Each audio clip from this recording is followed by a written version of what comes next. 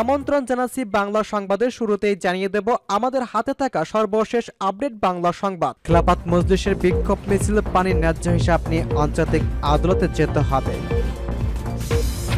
প্রায় 18 বছর পর প্রকাশ্যে রুকুন সম্মেলন করল জামায়াত। সর্বশেষ জানিয়ে দেব বন্যার্থদের উদ্ধারে র্যাবের হেলিকপ্টার। শুনছিলেন সংবাদ শিরোনাম, এখন বিস্তারিত। তার আগে অনুরোধ থাকবে ভিডিওতে একটা লাইক ও কমেন্টস করে জানিয়ে দিন আপনি কোথা থেকে শুনছেন এবং দেখছেন। খেলাফত মজলিসের বিক্ষোভ মিছিল পানির ন্যায্য হিসাব নিয়ে আন্তর্জাতিক আদালতে যেতে হবে। খেলাফত মজলিসের আমির মাওলানা আব্দুল বাছিত আজাদ বলেছেন, বাংলাদেশের বিরুদ্ধে ভারতের পানি আগ্রাসন রুখে দাঁড়াতে হবে। ভারতের কাছ থেকে পানির ন্যায্য হিসাব আদায়ে আন্তর্জাতিক আদালতে যেতে হবে, প্রয়োজনীয় মামলা করতে হবে। শুক্রবার বাদ জমা ভারতের পানি আগ্রাসনের বিরুদ্ধে খেলাফত মজলিস ঢাকা মহানগরী আয়োজিত বিক্ষোভ মিছিল পরবর্তী সমাবেশে প্রধান অতিথির বক্তব্যে তিনি এসব কথা বলেছেন। ভারত গ্রীষ্ম মৌসুমে পানি দেয় না উল্লেখ করে মাওলানা আব্দুল বাছিদ বলেছেন, বর্ষাকালে অতি বর্ষণের সময় বাঁধের গেট খুলে দেয়, বাংলাদেশকে ভাসিয়ে দেয়। এটা কোনোভাবেই সুপ্রতিবেশী সুলভ আচরণ হতে পারে না। তিনি আরও বলেছেন, আজকে ফেনী, নোয়াখালী, কুমিল্লা সহ দেশের বিভিন্ন জেলায় হঠাৎ বন্যায় মানবিক বিপর্যয়ের সৃষ্টি হয়েছে। এই অবস্থায় সরকারের প্রশাসন, সেনা, নৌবাহিনীর পাশাপাশি সব রাজনৈতিক ও সেবামূলক সংগঠনকে উদ্ধার ও ত্রাণ তৎপরতা ঝাঁপিয়ে পড়তে হবে। সমাবেশের আগে বাইতুল মোকাররম উত্তর গেট থেকে এক বিক্ষোভ মিছিলে পল্টন মোড়ে হয়ে বিজয়নগর পানির ট্যাঙ্কি সংলগ্ন সড়কে সমাবেশ মিলিত হয়। এদিকে বাংলাদেশের বিরুদ্ধে ভারতের পানি আগ্রাসন প্রতিবাদে ঢাকা মহানগর ছাড়াও সিলেট মহানগরী, বরিশাল মহানগরী, খুলনা মহানগরী, রংপুর মহানগরী সহ দেশের বিভিন্ন জেলায় বিক্ষোভ মিছিল অনুষ্ঠিত হয় বলে এক বিজ্ঞপ্তিতে জানায় দলটি। রাজধানী বিজয়নগর পানির ট্যাঙ্কের সামনে ঢাকা মহানগর দক্ষিণের সভাপতি মাওলানা আইজুল হকের সভাপতিত্বে সমাবেশে অংশ নেন ও বক্তব্য দেন কেন্দ্রীয় নেতা মাওলানা শাকাওয়াত হোসেন, আহমেদ আলী কাশেমি, জাহাঙ্গীর হোসেন, মোহাম্মদ মুনতাসির আলী, অধ্যাপক মোহাম্মদ আব্দুল জলিল, মোহাম্মদ মুজিবুর রহমান, কাজী মিনহাজুল আলম, শাহাবুদ্দিন আহমেদ খন্দকার, মুফতি আব্দুল হক আমিনী, মোহাম্মদ জাহিরুল ইসলাম, মোহাম্মদ শাইকুল ইসলাম, মাওলানা আইজুল হক, শফিউদ্দিন আহমেদ খন্দকার, মোহাম্মদ আবুল হোসেন, মাওলানা মোহাম্মদ আইজুল হক, শ্রমিক মজলিসের আমির আলী হাওলাদার, ছাত্র মজলিসের নূর মোহাম্মদ ও যুব মজলিসের জামিরুল ইসলাম মোহাম্মদ সালাম প্রমুখ। প্রায় 18 বছর পর প্রকাশ্যে রুকুন সম্মেলন করল জামায়াত। ছাত্র জনতার যুগপৎ আন্দোলনে বিজয়কে টেকসই ও অর্থবহ করতে দলমত নির্বিশেষে জাতীয় ঐক্য প্রতিষ্ঠায় জামায়াত ইসলামের রুকুনদের কার্যকর ভূমিকা রাখার আহ্বান জানিয়েছে বাংলাদেশ জামায়াত ইসলামের কেন্দ্রীয় নির্বাহী পরিষদ সদস্য, ঢাকা মহানগর উত্তরের আমির মোহাম্মদ সেলিম উদ্দিন।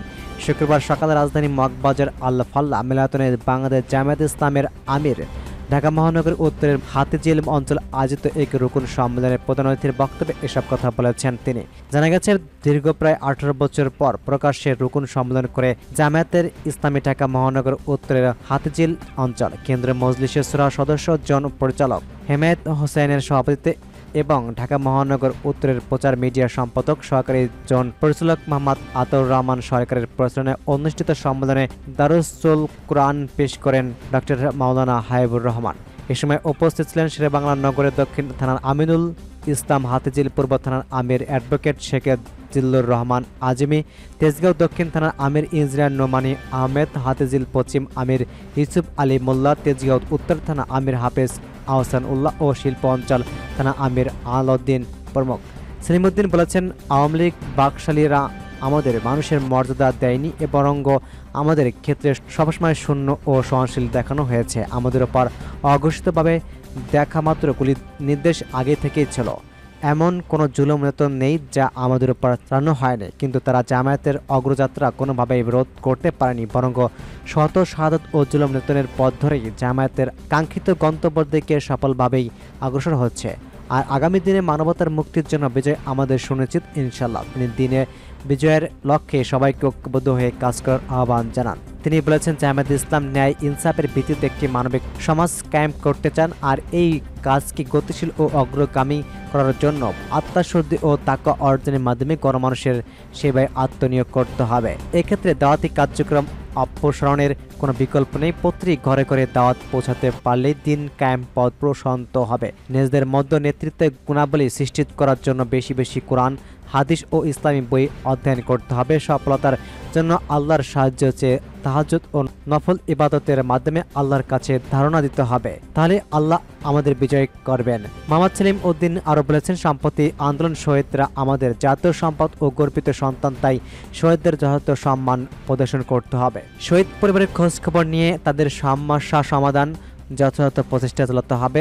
আহতদের পাশে দাঁড়িয়ে তাদের সুচিকিৎসা সহ সামাজিকভাবে প্রতিষ্ঠিত করার জন্য অবদান রাখতে হবে, তাহলে দেশ ও জাতির যে কোনো দুর্ভোগকালে নতুন প্রজন্ম সর্বোচ্চ ত্যাগ ও কোরবানির জন্য উদ্বুদ্ধ হবেন। তিনি শহীদদের স্বপ্ন, ন্যায় বিচার ও সামান্য সমাজ প্রতিষ্ঠায় সবাইকে একযোগে কাজ করার আহ্বান জানান।